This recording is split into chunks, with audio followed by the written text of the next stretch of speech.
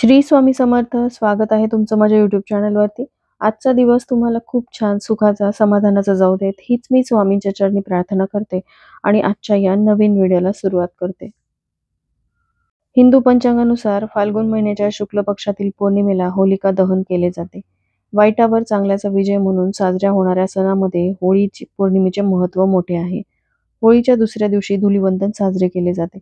होळीचा सण देशभरामध्ये वेगवेगळ्या स्वरूपात साजरा केला जातो. पौर्णिमेच्या संध्याकाळपासून होळीचा सण सुरू होतो. या सणाला डोल पौर्णिमा, धुलवड, मांजलकुळी, उकुळी, शिमगा असंही म्हणतात. यंदा 13 मार्च 2025 वार गुरुवारी म्हणजे आज होळी साजरी केली जाणार आहे. या दिवशी सर्वजण आपापसातील मतभेद विसरून एकत्र येऊन हा सण साजरा करतात. आध्यात्मिक दृष्टिकोनातूनही या दिवसाला विशेष महत्त्व आहे.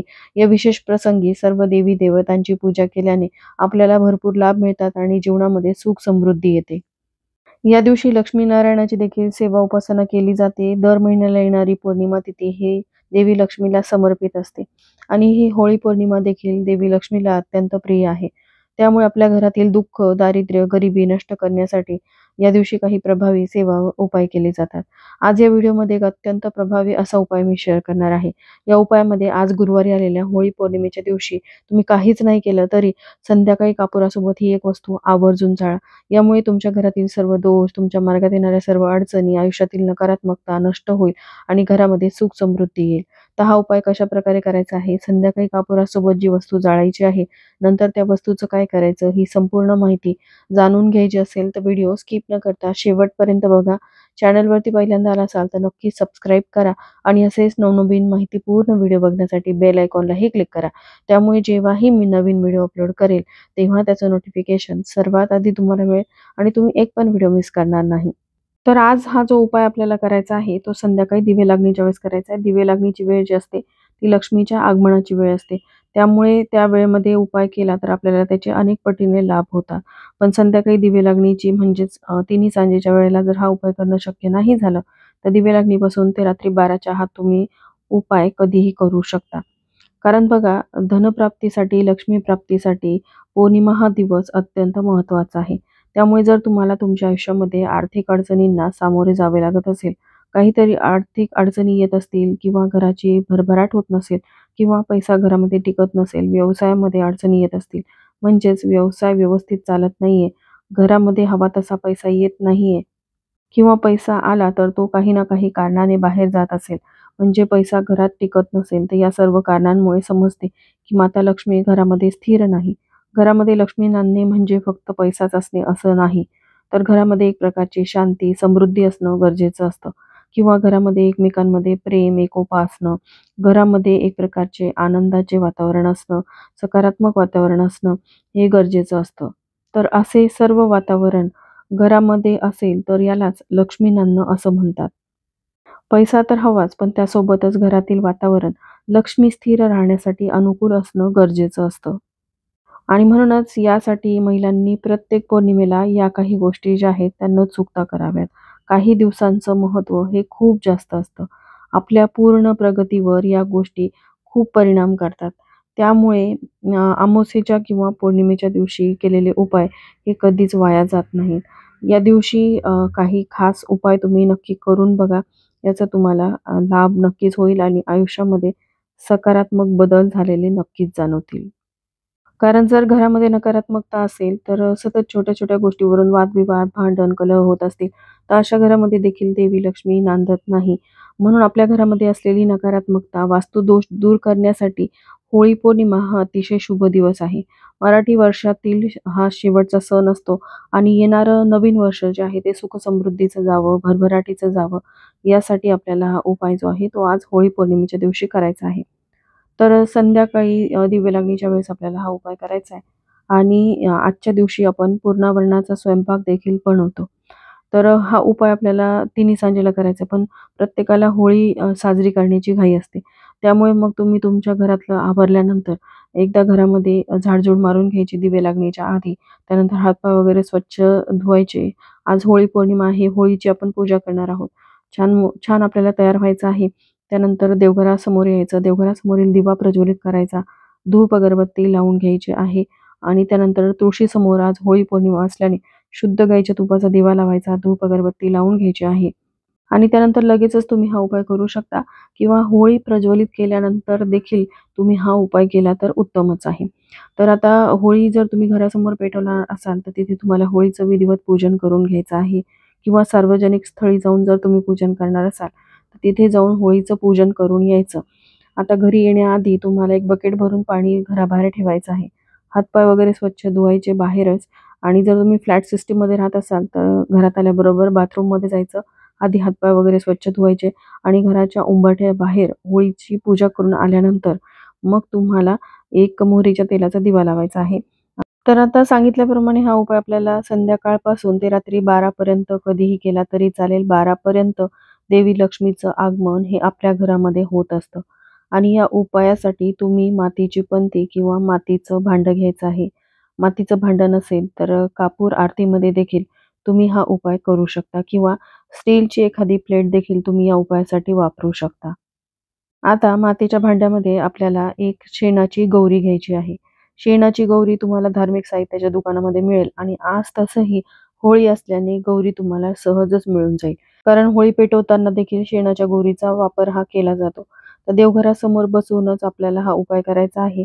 तर एका मातीच्या भांड्यामध्ये शेणाची गौरी, 2 किंवा 4 कापराच्या वड्या, भीमसेनी कापूर किंवा साधा कापूर वापरला तरीही चालेल. 2 फूल असलेल्या अखंड लवंग, 2 वेलची आणि थोडंसं गाईचं तूप असेल तर उत्तम. आणि हे सर्व साहित्य आपल्याला देवघरासमोर प्रज्वलित करून घ्यायचं आहे. प्रज्वलित केल्यानंतरही यामध्ये तुम्हाला तुपाची आहुती द्यायची आहे. आहुती देत असताना तुम्हाला तुमच्या कुलदेवाचं नामस्मरण करायचं आहे. आणि समजा तुम्हाला तुमचं कुलदैवत कोणतं आहे हे माहिती नसेल, तर तुम्ही ओम श्रीम कुलदेवताय नमः या मंत्राचा जप करायचा आहे. 11 वेळा तुपाची आहुती या छोट्याशा यज्ञामध्ये तुम्हाला द्यायची आहे. तसेच कुलदेवतेच्या मंत्राचा 11 वेळा जप करायचा आहे. आणि त्यानंतर हात जोडून तुम्हाला प्रार्थना करायची आहे, की माता लक्ष्मीचा माझ्या घरामध्ये अखंड वास राहू दे. कुलदेवताचा आशीर्वाद माझ्या कुटुंबावर सदैव राहू दे. माझ्या पतीची, मुलांची प्रगती होऊ दे, अशी तुम्हाला प्रार्थना करायची आहे. आणि त्याचा धूर संपूर्ण घरभर पसरायचा आहे.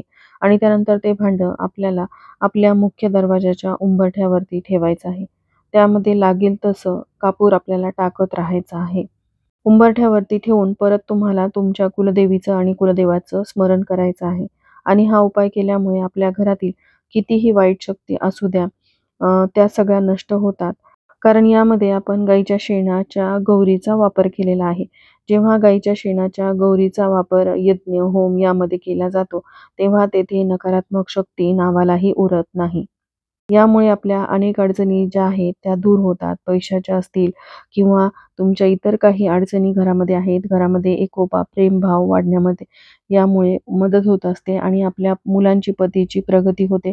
घरातील कोणतीही व्यक्ती हा उपाय करू शकते. घरातील स्त्री, पुरुष, मुलं, मुली. कारण घरातील स्त्रीचा बऱ्याचदा मासिक धर्म असतो. अशा वेळेस हा उपाय घरातील कोणत्याही व्यक्तीने केला तरीही चालेल.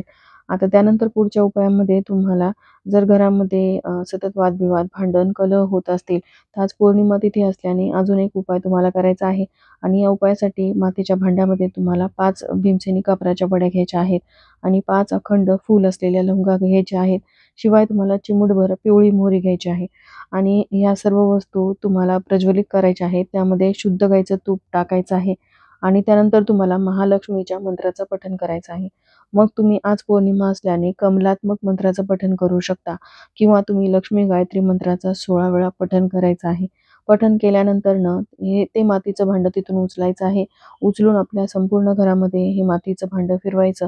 आपल्या घराच्या मुख्य प्रवेशद्वाराबाहेर जाऊन देखील हे मातीचं भांडं तिथून 3 वेळा ओवाळून घ्यायचं आहे. तुळशीवरून 3 वेळा ओवाळून घ्यायचं आणि त्यानंतर आपल्या घराच्या उंबरठ्याच्या बाहेर हे मातीचं भांडं आपल्याला ठेवून द्यायचं आहे. आता यामध्ये जी उर्वरित रक्षा तयार होईल, ती रक्षा तुम्ही एखाद्या झाडाच्या मुळाशी टाकून देऊ शकता. आणि ज्या शेणाच्या गौरीचा आपण उपाय केलेला आहे, त्यामध्ये जी रक्षा तयार होईल ती तुम्ही होळीमध्ये टाकून द्यायची आहे. कारण यामुळे घरामध्ये असलेली नकारात्मकता, दरिद्रता संपूर्णपणे नष्ट होते.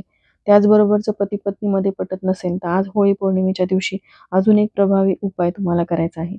तर या उपायासाठी तुम्हाला रात्री झोपण्यापूर्वी काय करायचंय, की भीमसेनी कापराच्या वड्या घ्यायच्या आहेत. भीमसेनी कापूरच घ्या. साध्या कापरामध्ये एवढा प्रभाव नसतो.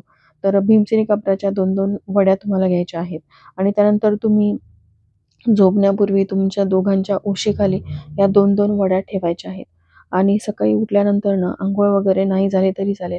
या भीमसेनी कापराच्या वड्या तिथून काढायच्या आहेत आणि तुमच्या घराच्या बाल्कनीमध्ये ह्या कापराच्या वड्या एखाद्या मातीच्या पंतीमध्ये तुम्ही जाळून टाकायच्या आहेत. असं केल्याने काय होईल, की तुमच्या दोघांमध्ये जे ही दुरावा निर्माण झालेला आहे, भांडण कलहाचं कारण आहे, ते संपूर्णपणे नष्ट होईल. पौर्णिमा असेल किंवा अमावस्या असेल, या दिवशी हे उपाय अत्यंत प्रभावी असतात. या उपायाचा आपल्या आयुष्यावरती सकारात्मक परिणाम होतो. म्हणून हे उपाय जे आहेत ते तुम्हाला आज होळी पौर्णिमेच्या दिवशी करायचे आहेत. त्याचबरोबर बघा, जर तुमच्या घरामध्ये नकारात्मकता असेल, प्रत्येक रूममध्ये तुम्हाला असं खूप अस्वस्थ वाटत असेल, तर तुम्ही तुमच्या रूममध्ये जेवढ्या रूम असतील तेवढ्या रूममध्ये एका काचेच्या वाटीमध्ये 2-2 भीमसेनी कापराच्या वड्या ठेवू शकता. ह्या कापराच्या वड्या आपोआप विरघळतात. जेव्हा विरघळतील तेव्हा पुन्हा नव्याने या कापराच्या वड्या ठेवायच्या. यामुळे त्या रूममध्ये सकारात्मकता येते आणि तुम्हाला उदास, नैराश्य वाटत असेल तर ते सगळं निघून जातं आणि घरामध्ये सुख समृद्धी येते. तुमच्या आयुष्यामध्ये सकारात्मक बदल तुम्हाला जाणवतात. तर असे हे प्रभावी उपाय होळीच्या दिवशी तुम्ही नक्की करून बघा. संध्याकाळी कापुरासोबत तर आपल्याला जी वस्तू जाळायची आहे ती तर आपण जाळणारच आहोत. त्यासोबतच हे छोटे-छोटे उपाय देखील तुम्ही घरामध्ये नक्की करून बघा. आता आज या व्हिडिओमध्ये मी तुमच्यासोबत 3 ते 4 उपाय शेअर केलेले आहेत. हे सगळेच उपाय तुम्ही करावेत असं नाही. पण जो उंबरठ्यावरती शेणाच्या गोरीचा उपाय मी शेअर केलेला आहे, तो अतिशय प्रभावी आहे. हा उपाय तुम्ही आवर्जून करा. अखंड लक्ष्मी प्राप्तीसाठी जर घरामध्ये आर्थिक स्थैर्य नसेल, तर त्यासाठी हा उपाय तुम्हाला आवर्जून घरामध्ये करायचा आहे. यामुळे तुमच्या घरामध्ये लक्ष्मी प्राप्ती होईल आणि घरामध्ये असलेली नकारात्मकता दूर होईल. तर चला, याबरोबरच आजचा हा व्हिडिओ मी इथं एंड करते. व्हिडिओ आवडला असेल, थोडा जरी हेल्पफुल वाटला असेल, तर व्हिडिओला लाईक, शेअर आणि सबस्क्राईब करायला विसरू नका. श्री स्वामी समर्थ.